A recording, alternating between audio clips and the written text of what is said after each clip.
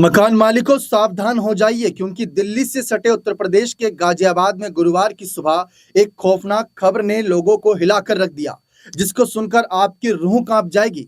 दरअसल रूह कपा देने वाली ये वारदात गाजियाबाद के राजनगर एक्सटेंशन में ओरा चिमेरा सोसाइटी की है। इसी सोसाइटी के फ्लैट नंबर M105 में दीपशिखा अपने पति उमेश शर्मा के साथ रहती थी और चिमेरा सोसाइटी में ही दीपशिखा का एक और फ्लैट M506 है। इस फ्लैट को उन्होंने अजय गुप्ता नाम के व्यक्ति को किराए पर दे रखा था।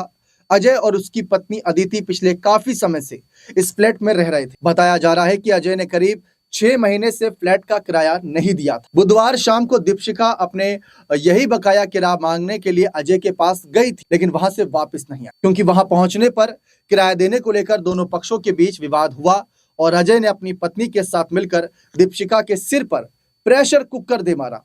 इसके बाद दोनों ने मिलकर दीपशिखा का गला घोंट दिया। अब लाश को ठिकाने लगाने के लिए अजय और अदिति ने दीपशिखा को एक बड़े सूटकेस में पैक कर डबल बेड के अंदर छिपा दिया, जिससे किसी को कानो कान खबर ना हो। इधर जब काफी देर तक दीपशिखा वापस नहीं लौटी और उनकी तलाश शुरू हुई, तो घर की मेड ने बताया कि वो किराया मांगने के लिए अजय के पास गई तो थी, लेकिन आई नहीं। सोसाइटी में लगे सीसीटीवी कैमरे चेक किए गए तो फुटेज में दिखा कि दीपशिखा अजय के फ्लैट की ओर जाती हुई तो दिखी, लेकिन वापस आते हुए नजर नहीं आई। लोगों की शक की सुई वहीं घूमी। इसके बाद परिजन और सोसाइटी के लोग जब वहां पहुंचे तो अजय के फ्लैट का नजारा ही कुछ और दिखा। तलाशने पर बेड के अंदर दीपशिखा की लाश सूटकेस में बंद मिली। अजय और उसकी पत्नी ने बताया कि दीपशिखा ने किराए के लिए उनका जीना मुहाल कर रखा था, यहां तक कि उन्हें खाना तक नहीं खाने देती थी। उनके घर से बाहर निकलने तक पर पाबंदी लगा दी थी। हर समय उनकी बेइज्जती करती रहती थी। बुधवार शाम को भी यही हुआ।